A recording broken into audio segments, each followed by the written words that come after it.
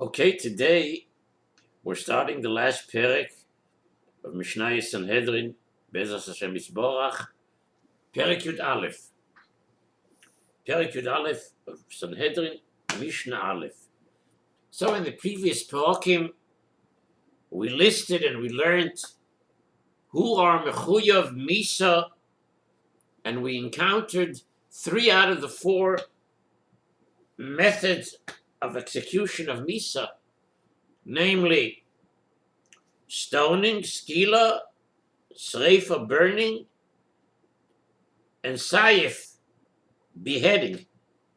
Now our perek now in Yud Aleph identifies and lists and elaborates on those who are punished with the 4th type, and that is chenek, strangling. In Perek Zayin Mishnah Gimel, we learned, if you recall, the procedure and the process of how chenek takes place. Now, one other point to remember is that whenever the Torah says that someone is mechuyev misa, someone is put to death, but doesn't tell us how, doesn't tell us by what method they're put to death. So all throughout the Torah, if it's not mentioned how, he's put to death by chenek, by strangling. Because according to the Chachomim, in the Mishnah that we learned, Perek Zayin Mishnah Aleph, the Chachomim hold that strangling is the least harsh, is the kal of all of the 4 methods, of all of the Daled Misas Bezdin. And why then do we give someone whose Misa is not specified in the Torah chenek? So the reason is because we may not treat the Over Avera, the Bal Avera, more harshly than he deserves, the Gemara explains. So now the Mishnah tells us, Elu en anechnokin, the following are the Bal Avera who are sentenced to chenek, to strangling. Number 1, a makeh avi v'imay, someone who hits his father and mother. Number 2, v'goinev nefesh mi'Yisrael, somebody who kidnaps a fellow Jew. V'zokin mamre al pi bezdin, zokin mamre, who we encounter in this week's parsha. Zokin mamre is a sage, is a zokin mishukon chochma, is a sage. It's a dayan who rebels against the psak of the Bezdin Hagodol. V'novi sheker, a false prophet. We also encounter in this week's parsha. V'amisnabe b'shem avodah zorah, someone who says a prophecy in the name of an idol. Ve'abo alesh ish, someone who cohabits with a married woman. V'zoymemei bas kohen, edim zoymemim, witnesses who testify falsely that the married daughter of a kohen committed adultery. They falsely accused her, and they falsely testified about her. They testified, edim zoymemim testified. They testified about a woman who is a bas kohen, that she was mezaneh, and a uboy Allah, someone who cohabits with a married daughter of a kohen, somebody who is boyel, a married bas kohen. So now the Mishnah begins to elaborate and to explain what each one of these averos were. I didn't go into detail other than explain what the basic averos are that are listed here of Elu and Einan Echnokin, because the Mishnayos for the rest of the perek will explicate and elaborate on each of these. So the Mishnah continues, someone who hits his father or mother is not mechuyev misa, eino chayav ad sheyaseh ben chabura. He's not liable to execution unless he wounds them, unless he makes a chabura. What is a chabura?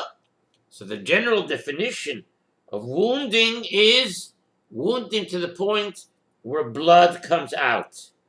Where blood comes out. Or the bruising of the skin, where blood comes out. If he hits his parent, however, without making a chabura, without making a wound, although he's not executed, he has been over, he violated the issue of the Torah against hitting someone, anyone. So now the Mishnah contrasts the Avera of hitting a parent with the Avera of cursing a parent, which also carries a Chiyuv Misa, which also carries the death penalty, as we learned in the Mishnah in Perek Zayin, Mishnah Aleph and Ches. Says the Mishnah, Zeh chomer b'mekalel keb'make. In the following way, the halacha of one who curses his parents is stricter, is more chamur than the halacha of one who hits his parents. The halacha of cursing his parent is stricter, is more severe than one who hits his parents. Why is that so? How is that so? If someone curses his parents, after his or her death, he's still liable to execution. But if someone hits a parent after his or her death, he's not liable because the body of a dead person cannot be wounded. The Rav says it very succinctly. You're only mechuyev misa for hitting a parent. We learned a minute ago is only if you make a chabura. But says the Rav, vein chabura la'achamisa. It's not shaykh to have a chabura la'achamisa, and therefore in that way the mekalel aviv imoy is more chamur than makeh aviv imoy. Now the Mishnah explains the next case. The next mechuyev misa elu ananechnokin is a goyin of nefesh miSoil. If someone kidnaps a Jew, the death penalty does not apply unless the kidnapper also used the victim and then sold him. The Torah says in Devorim Chavdalit Pasuk Zayin that if a man is found kidnapping a person and he uses him and sells him, umechoroi, then the kidnapper shall die. So the Mishnah says, "Agoyin of nefesh miYisrael eino chayav ad she'yachnitzenu l'rshutzo." He's not liable to execution unless he actually brings the victim into his possession. In other words, the kidnapper must do a ma'aseh kinyan, an act of acquisition. He must acquire the victim through a kinyan, which would usually be a kinyan meshicha, which is making the victim move a short distance outside the victim's home, and then that is a sign, that is a viable, credible sign of his having acquired him. Rabbi Yehuda goes further and says, not only but he's not mechuyev misa unless he brings the victim into his possession and uses him. Uses him means he forces him to work. How do we know that? Because shenemar v'yisamer boy mechoroi. The pasuk in Devorim Chavdalit pasuk Zayin says v'yisamer boy mechoroi. In other words, if a man is found kidnapping a person and he uses him and sells him, then the kidnapper shall die. Which means that according to Rabbi Yehuda, he's not mechuyev misa unless the victim does work that is worth a shaveh puta. Now the Chachamim agree that the kidnapper must make the victim work, because that's what the pasuk says, v'yisamer boy. However, they hold that the work can be worth afilu less than a shaveh puta. Right? As a lamashal, the kidnapper leans on him. He leans on the victim for support. That's less than shaveh puta. Two other halachas about kidnapping. The Mishnah says, "Agoynev es benoi." If someone kidnaps his own son, Rabbi Shmuel benoi shel Rabbi Yochanan ben Broika mechayev. Rabbi Shmuel is mechayev. He rules that he's taking mechuyev misa. The Chachamim poitrim, and the Chachamim rule that he's not liable. Now the Torah says that the person that he kidnapped is found in his hand. Is found in his hand. V'nimtza biyodoi. The pasuk says, "V'nimtza biyodoi." So this is interpreted by the Chachamim to mean that the victim is found with the kidnapper at this time, but was not found there before. So the Chachamim therefore rule that if someone kidnaps his son, his young son, he's not liable to the death penalty because a son is usually found with his father, very often found with his father. And therefore, he would not be mechuyev according to the Chachamim. He would not be mechuyev according to the Chachamim. Then the Mishnah says one other halacha about kidnapping. Very interesting. Gonav mishachetzio eved v'chetzio ben chorin. If someone kidnapped a person who's half a slave and half a free man, what kind of a case is that? So we know from many places in Shas that refers to an eved knaini, an eved knaini who was owned by two masters, by two adoinim. So one of the adoinim, one of the masters freed him, and the other did not. So Memela, he's a chetzio eved, and he's a chetzio ben chorin. So what if somebody kidnaps such a personage, such a person, chetzio eved or chetzio ben chorin? So again, Rabbi Yehuda is mechayev, and the Chachamim are poitrim. The Chachamim say he's not liable. He's not liable because each of these opinions, Rabbi Yehuda and the Chachamim, are based on different interpretations of psukim in the Torah, which you can look in the Rav. He explains very nicely. So the Mishnah Vaytra, Mishnah Beis, the third sin that was listed in the Mishnah is a zokin mamre al pi bezdin.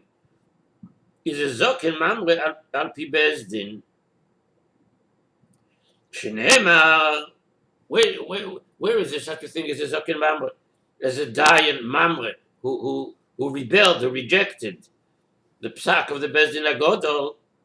So again, we find this in this week's parsha. Shenema ki yipolim imcha davar lamishpat. The pasuk says in Devarim, Perek Yud Zayin, Psukim Ches until Yud Beis, that if a matter of judgment is hidden from you, so what should you do? You should go and rise and go up to the place that God will choose, to the Beis Hamikdash.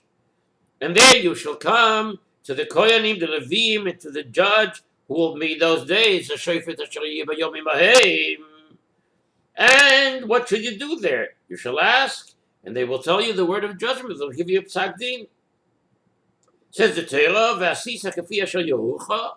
You shall act according to the word that they will tell you from the place of the din, from the place of the Sanhedrin. But the man who acts with willfulness, that means not listening to the kohen, not listening to the judge, that man shall die. This refers to a zokin mamre who rejects the psak of the bezdin agodol. These psukim in the parsha today refer to a sage, to a dayan who disagrees with the ruling of the bezdin in his town. So when he rejects the psak of the bezdin in his town, so the Torah requires him and the other dayanim of the bezdin to go up to where? Lamokum asher yivchar Hashem, to the mokum chosen by God. That is to say, to the Beis Hamikdash in Yerushalayim. And there they must present their case and opinions to the Bezdin Hagodol, who then decide what is the correct psak. Who is right? The guy who rejected the psak of the Bezdin, or the other dayanim of the Bezdin? So now the Mishnah describes the process, the procedure, which must be followed. And that is, when you come to Yerushalayim, so everybody thinks that the only Bezdin in Yerushalayim is the Bezdin Agodol, which met in the Lishkas Agozis, the Bezdin Agodol of 71, that met in the Lishkas Agozis. No, that's not the case. Shloisha Batei Dinim or Yusham. There were three courts, there were three Batei Dinim in Yerushalayim.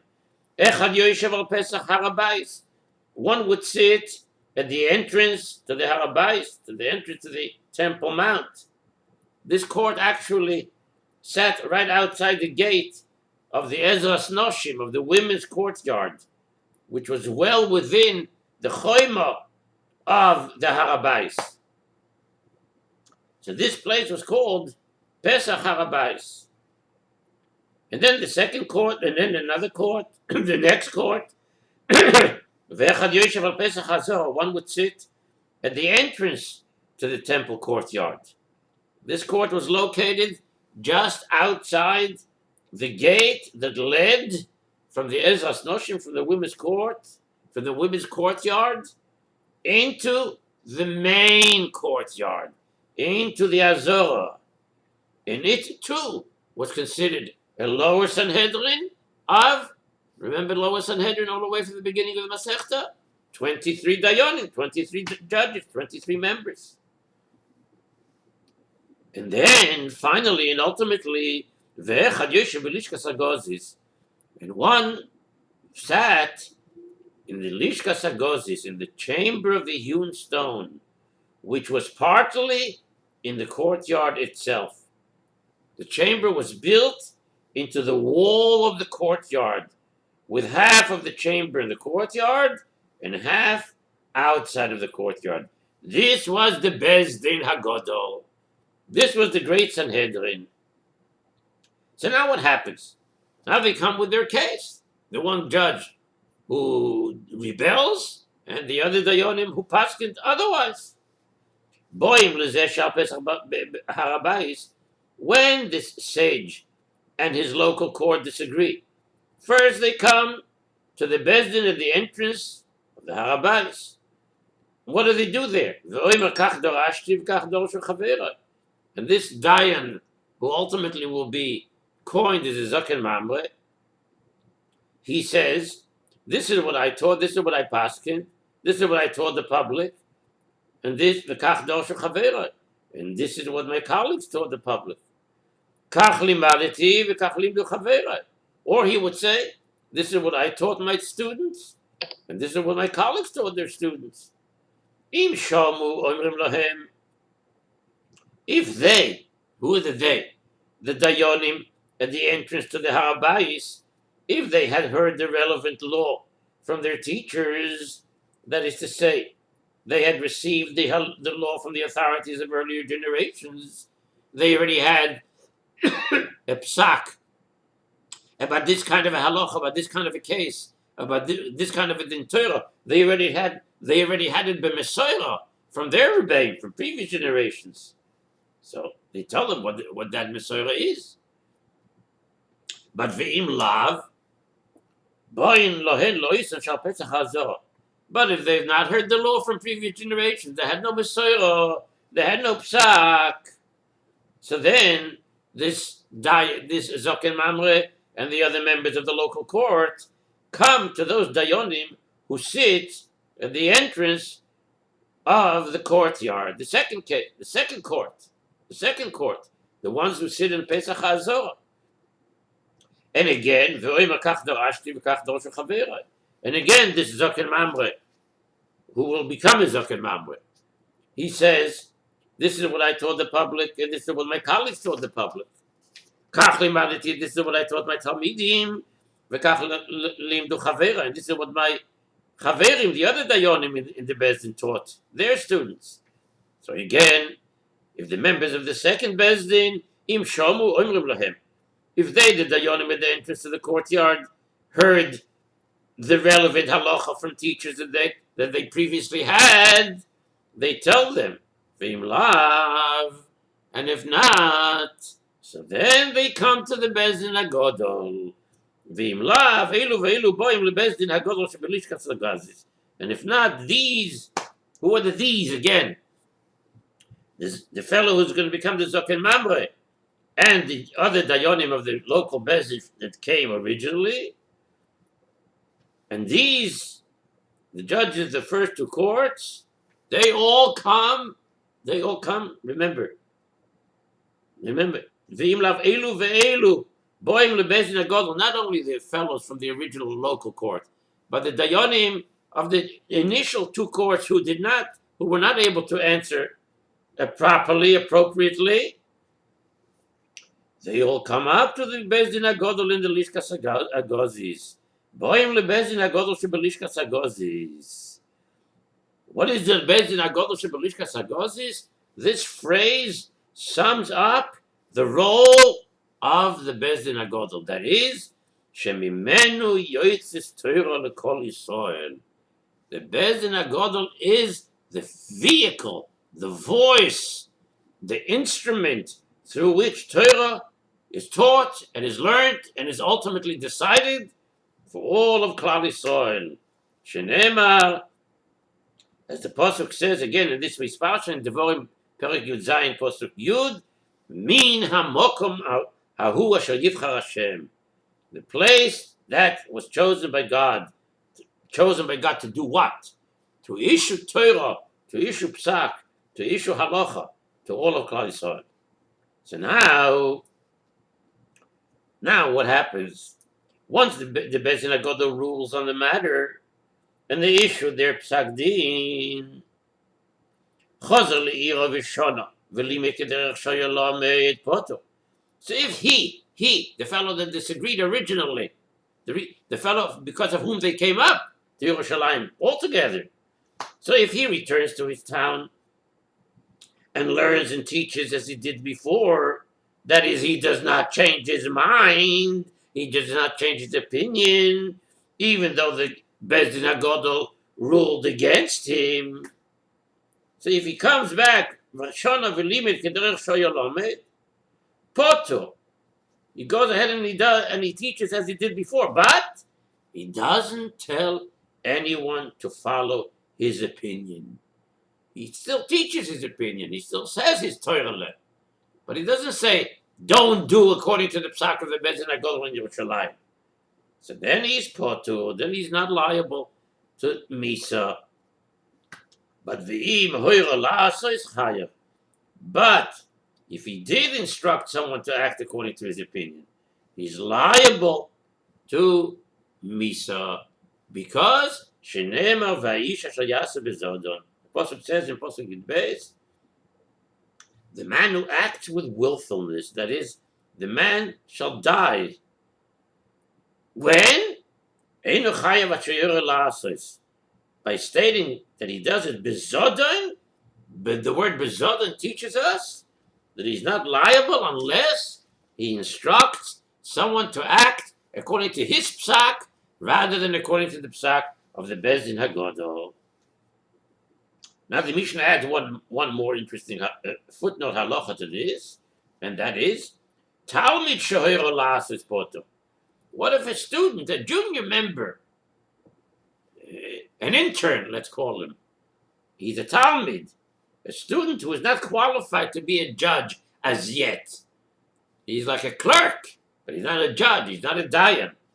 So if a student who is not qualified to be a dayan goes through the procedure that we described here and rejects the ruling of the Bezdin Hagodol and instructed someone to act according to his opinion, he's not mechuyev Misa.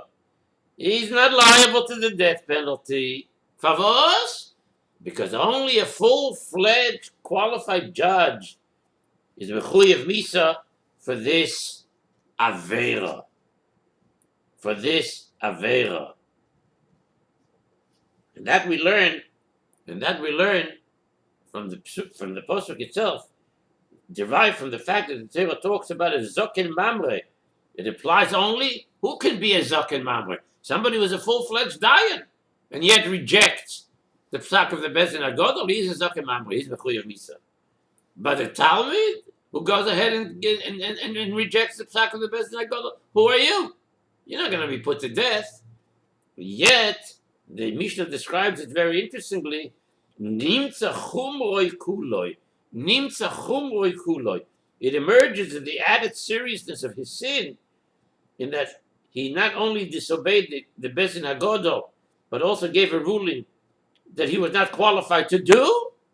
That's a leniency for him. It's a kula for him, because his lack of qualification, his lack of certification, his lack of acceptance as a dayan, as a full-fledged dayan, exempts him from the chiyuv misa. Okay.